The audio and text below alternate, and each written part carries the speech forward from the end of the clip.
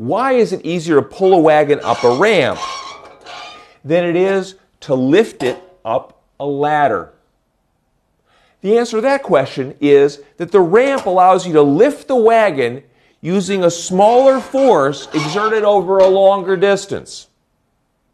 Regardless of how you lift the wagon, you have to do work on it to raise its altitude from this to this.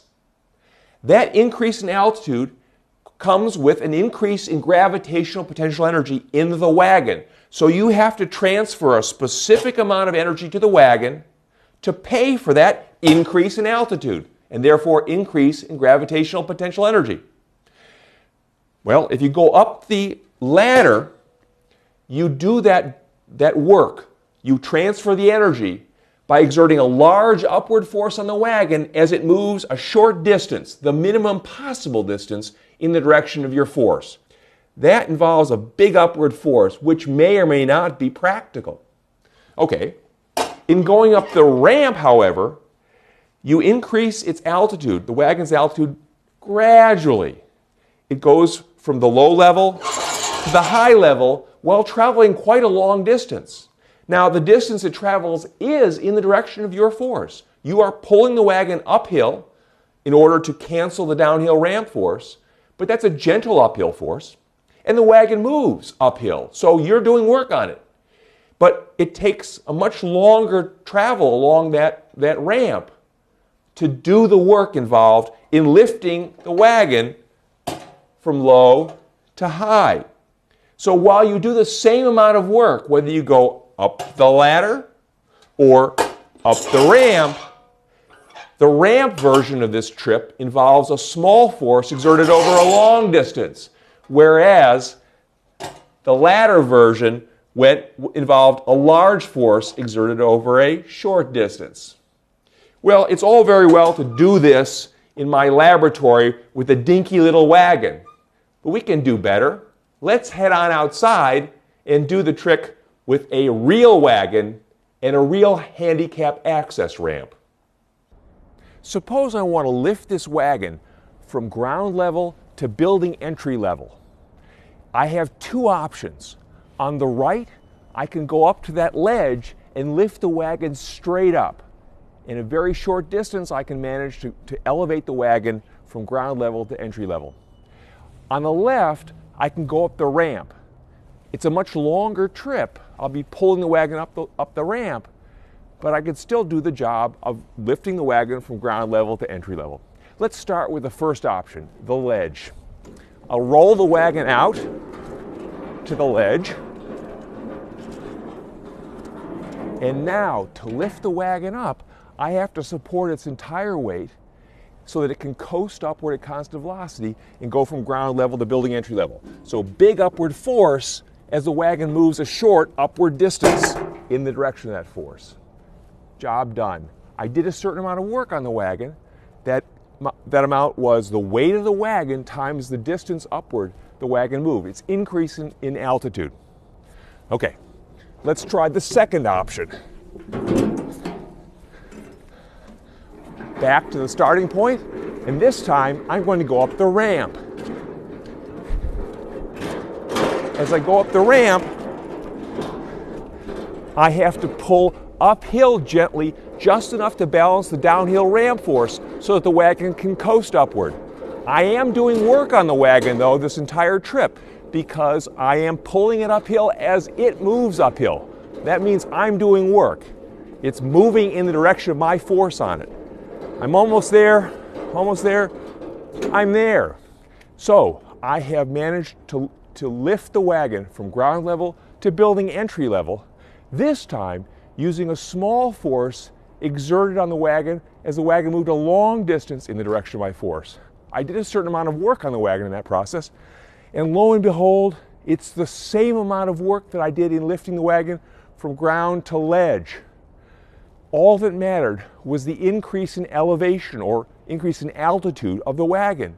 That's the increase in the wagon's gravitational potential energy, the only form of energy that increased. It went from motionless to motionless, so it has the same kinetic energy it had at the beginning, 0, And the only other form of energy that it has is gravitational potential. And that went from the value at ground level to the higher value at building entry level. And whether I went up the ledge or whether I went up the ramp makes no difference. The wagon has no memory of which approach I took. It doesn't matter at all. But there's a difference to me. In going up the ledge, I had to exert a large force on the wagon as the wagon moved a short distance in the direction of that force. In going up the ramp, I had to exert a gentle force on the wagon as the wagon moved a very long distance in the direction of that force. The product of those two, force times distance, was the same in each case. But if this wagon were a little more heavily occupied than it is, going up that ledge would have been very difficult. If this were full of bricks, there's no way I could lift it up the ledge.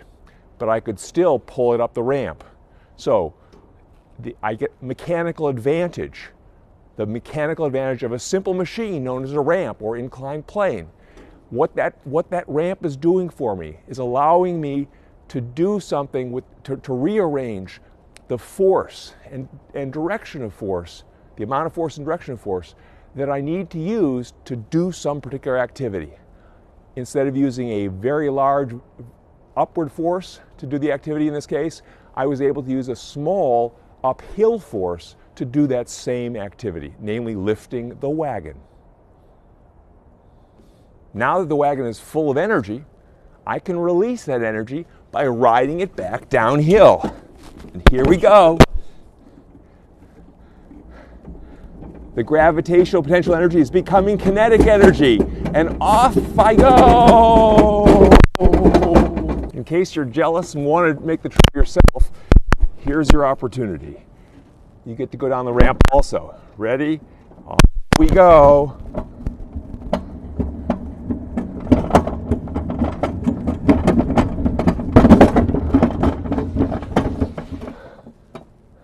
It's time for a question. Suppose you have two ramps with the same height. That is, both ramps lift the wagon that rides them vertically upward the same amount. In this case, about that much height.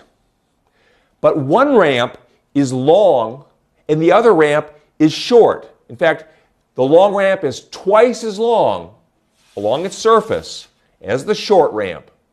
In that case, those two ramps look like this. This is the long ramp, and the short ramp looks like, ignore this part of the board, like this. It's steeper, obviously, because it's only half as long as the long ramp. The question then is this. If it takes 100 newtons of uphill force to pull the wagon up the longer ramp, how much uphill force does it take to pull the wagon up the steeper, shorter ramp? If it took 100 newtons of uphill force to pull the wagon up the long ramp at constant velocity, when you halve the length of the ramp while keeping its height constant, you must do the same amount of work in half the distance. So now you have to pull uphill with twice the uphill force. The product of the two, force times distance traveled by the wagon, remains the same. But now, instead of a 100 Newton force exerted over a long ramp, it's a 200 Newton force exerted over the short, half-length ramp. It's clear that ramps make it easier to lift and lower heavy objects. For example, when you're moving something or delivering something or taking something back out. If you're using a ramp that's gradual enough, you can lift a very heavy load using a relatively gentle force. One of the most important uses for ramps is for handicap access. An access ramp allows a disabled person to change elevations, to move up or down with relative ease. But in order to be usable as an access ramp, the ramp has to be very gradually sloped. In fact, the United States regulates access ramps and will only approve them if their slope is 1 unit of rise to 12 units of run. Rise is defined as the vertical movement that occurs in going up a ramp, and run is defined as the horizontal movement that occurs in going up the ramp. Now, I've been talking about rise all along, although I haven't called it that. I've talked about the altitude increase that occurs when going up a ramp. But I've been talking not about run, but about the length along the surface of the ramp, because that's the one that's most useful to us in calculating work. That is, after all, the distance moved by an object rolling along the ramp. Fortunately, for these very shallow angle ramps, very gradual ramps, there's almost no difference between the length of the ramp surface and the run, the horizontal extent of the ramp. This is a trigonometry problem that basically for very small angles, the difference between this hypotenuse and this component of horizontal component, there's almost no difference between them. It's a simple problem in trigonometry. You can do it as homework if you like. So, the bottom line is that ramps, access ramps, can be no steeper than ramps in which you move up 1 unit for every 12 units you go along the surface of the ramp. And if you recall, the uphill force that you have to exert on an object coming up this ramp at constant velocity is 1/12 its weight.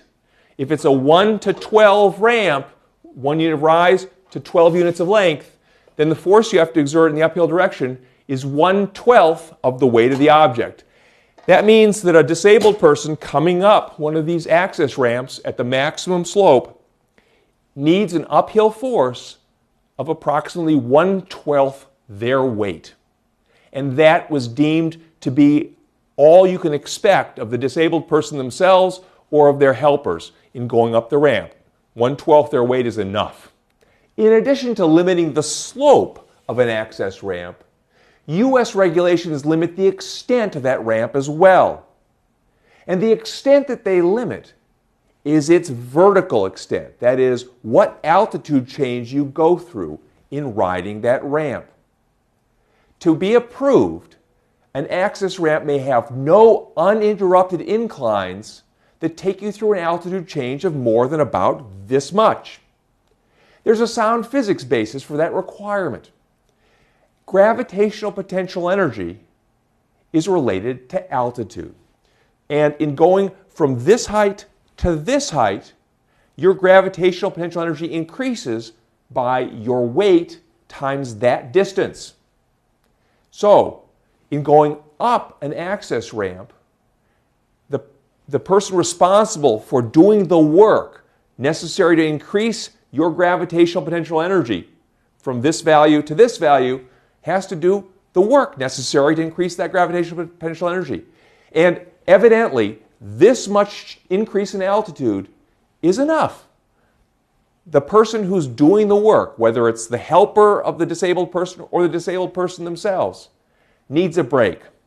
So, don't make that person go through an altitude change of more than this without giving them a flat area to regather their energy. On the way down, similar problems are avoided by having periodic breaks.